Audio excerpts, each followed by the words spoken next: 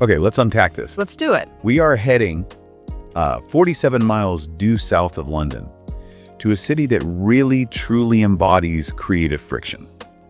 Brighton, the classic English seaside resort. Quintessential, yeah. But it's so much more than just, fish and chips and piers these days. Our sources paint this picture of it being the UK's hippest city.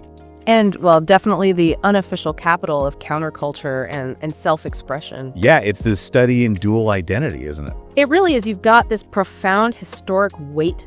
I mean, a place quite deliberately built up for royalty to take the sea air. Right, the whole taking the waters thing. Exactly. And yet today, it's this vanguard for digital art, tech, progressive politics. It's quite the mix. So we've pulled together material covering its whole lifespan, really.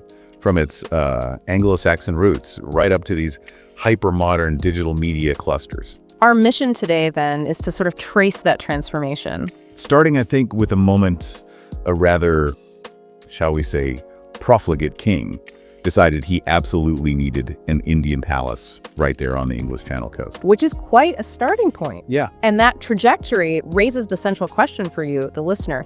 How did this quiet, frankly struggling historic settlement, which was initially just famous for, well, somewhat dubious sea boating cures. Right. How did that evolve so dramatically into this global hub for art, technology, and really uncompromising self-expression? Where did that rebellious streak first spark? Yeah, let's find out. So to understand the sheer energy of Brighton today, we have to rewind, go back to its original, much sleepier self. It started life as Brighthelmstone. That's the Anglo-Saxon name. And it was significant enough, apparently, to get into the Doomsday Book way back in 1086. It was, but I mean, for centuries after that, life there was incredibly tough, really hard going. How so? Well, it suffered these devastating foreign attacks and crucially repeated massive storms. The Great Storm of 1703 hit it badly. Our sources show the town really languished. Struggling economically. Yeah, population actually dropped quite significantly by the start of the 18th century. It was not in a good way. Wow. That sounds a long, long way from the fashionable resort it became.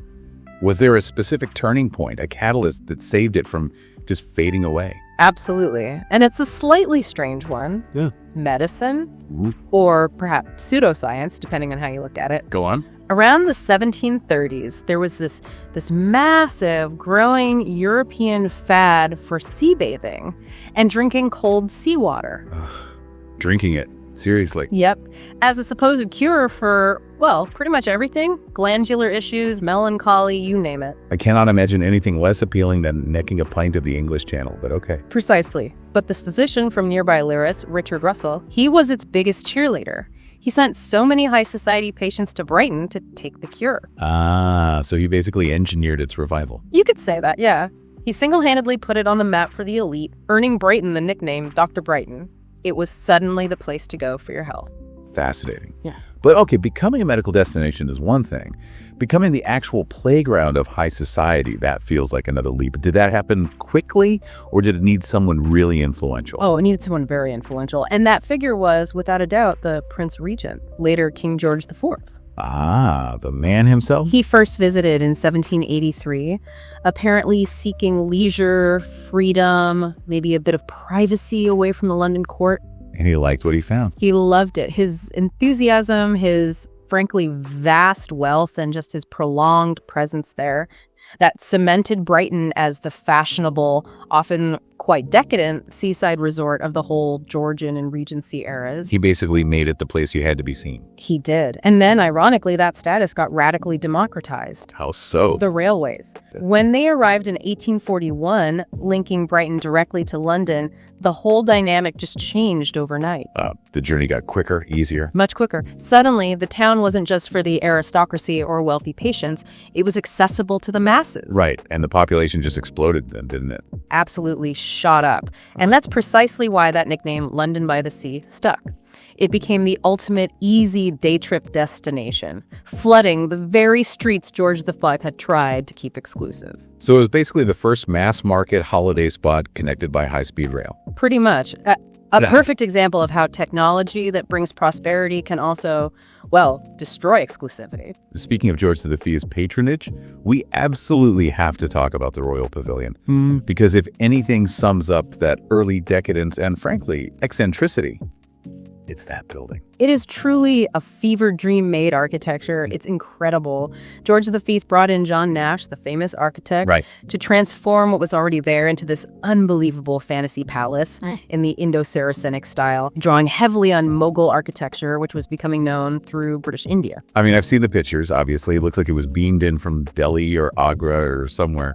Our sources compared to the Taj Mahal with the big bulbous domes, the minarets, those pointy arches. The cuspid arches, yeah. It's just so utterly jarring against a gray English seaside backdrop. It screams, I have unlimited cash and zero interest in blending in. Totally. And the inside was just as revolutionary, technically speaking. Nash used really pioneering stuff like laminated timber construction for those huge tent-like ceilings in the music and banqueting rooms. Why was that so special? It allowed for these enormous ceremonial spaces without needing any central supporting columns.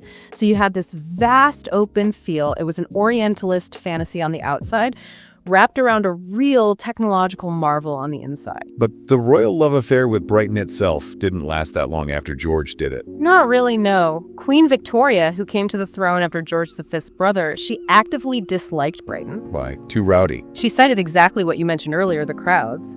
The railway brought the masses, and privacy just became impossible for the royals. Brighton's own success was its undoing, monarchically speaking. So she just upped sticks. Pretty much. Moved her court to Osborne House on the Isle of Wight, and then promptly sold the royal pavilion to the town in 1850. For how much? £53,000, which sounds like a lot, but for a palace. Peanuts, really. Yeah. And that made it one of the first major royal palaces in the UK to become publicly owned. That's right. Which is a surprisingly democratic fate for such a monument to royal extravagance. And perhaps that public ownership, that sort of availability, maybe that's why it could later serve a completely unexpected purpose during wartime. You're thinking of the WWI hospital. Exactly. It's hard to picture that flamboyant palace being used like that. What did the sources say about that conversion for the Indian Army? It's an incredible story of adaptability, really. Decades later, during the First World War, from late 1914 to early 1916, the pavilion was turned into a massive military hospital. But not for British soldiers. No, specifically for sick and wounded men from the Indian Army who were fighting for the British Empire over in Europe. Wow. And the effort they went to. Yeah. Culturally sensitive, wasn't it? Immense effort. It really speaks to the scale of the whole thing. Our sources detail them setting up 9 different kitchens within the grounds. 9 kitchens. Why on earth 9? To make absolutely sure that the soldiers' food was prepared strictly by members of their own caste or co-religionists. To follow all the specific dietary and religious laws. They even set up a tented gurdwara on the lawn for Sikh soldiers. That level of detailed effort is just astounding. Must have been a logistical nightmare. Huge, but vital for morale, for dignity, and let's be honest, it was also a very public display. I mean, The British government used the Pavilion Hospital as quite a powerful propaganda tool to show the world and India that their wounded servicemen from British India were receiving the absolute best care with full cultural sensitivity. so imperial architecture gets repurposed for politically charged humanitarian wartime use long after the royals ditched it. That's quite a narrative arc. It really is. And that ability to pivot, from royal playground to public museum to wartime hospital, that really sets the stage for modern Brighton.